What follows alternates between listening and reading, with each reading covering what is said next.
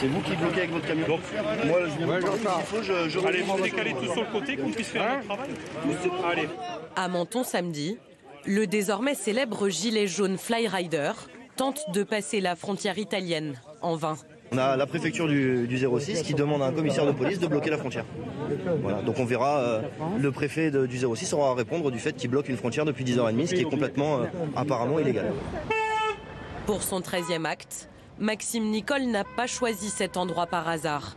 En début de semaine, la rencontre organisée entre le vice-premier ministre italien et certains gilets jaunes ne lui a pas vraiment plu. Quand M. Di Maio est rentré en Italie, il a laissé passer l'information, laissé circuler l'information qu'il avait rencontré le leader des Gilets jaunes. Donc avec plusieurs Gilets jaunes, on a pris la décision d'aller en Italie pour expliquer aux Gilets jaunes italiens qu'il n'y avait pas de leader dans ce mouvement et qu'on n'était pas politisé, que c'était une initiative d'un petit groupe de personnes qui tentaient une récupération politique de ce mouvement et que ce n'était pas du tout l'avis de la majorité du mouvement. Maxime Nicol évite aujourd'hui soigneusement tout rapprochement avec la sphère politique. Fini le temps où il likait sur les réseaux sociaux des publications de Marine Le Pen. Le gilet jaune qui a rencontré Luigi Di Maio mardi dernier, c'est lui, Christophe Chalençon, un forgeron du Vaucluse ultra médiatisé, plus structuré politiquement. Candidat d'hiver droite aux législatives en 2017, il multiplie les coups d'éclat, comme dans cette vidéo. Aujourd'hui, c'est aux militaires à rentrer en jeu pour permettre la mise en place de ce gouvernement de transition qui préparera le terrain à des élections et la mise en place d'une véritable démocratie. Un appel au putsch qui le classe parmi les jaunes vifs du mouvement. Ça ne semble pas le déranger. Alors à cela, je voudrais dire qu'extrême je le suis, oui. Je le suis dans le combat, je le suis dans l'engagement et j'irai jusqu'au bout.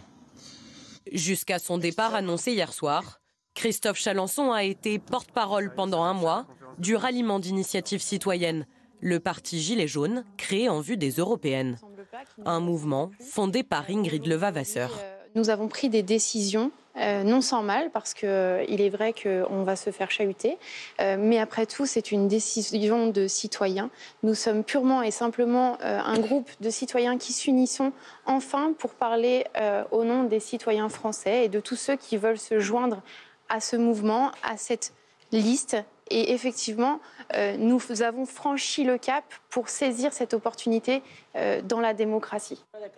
Créer un parti, un cap franchi, loin d'être apprécié par tous les gilets jaunes.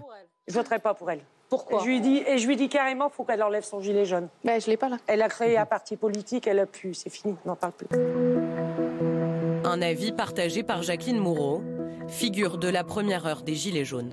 Je pense que pour aller aux européennes, il faut connaître le sujet sur le bout des doigts. Ça ne s'apprend pas en une semaine ou en un mois. Il faut préparer un programme cohérent, il faut avoir des propositions. Donc nous, à notre niveau, on pense que les européennes, ce n'est pas judicieux. Mais elle non plus ne cache pas ses ambitions politiques. Aujourd'hui est né le parti des émergents. Pourquoi un parti ? J'imagine que vous vous posez la question. Eh bien, tout simplement parce que nous voulons offrir une nouvelle offre politique à la France. Une offre avec du cœur, avec de l'empathie, avec du bon sens et de la cohérence. On va s'enchaîner un peu. Une structuration politique, loin de ce que souhaite Éric Drouet. Son truc à lui. Éric, une petite dernière photo, s'il te plaît. Ce n'est pas la politique, mais plutôt le star system. Tout comme son ami Jérôme Rodriguez, blessé à l'œil il y a 2 semaines, est devenu un symbole pour les Gilets jaunes. Vive le 60 et le Portugal.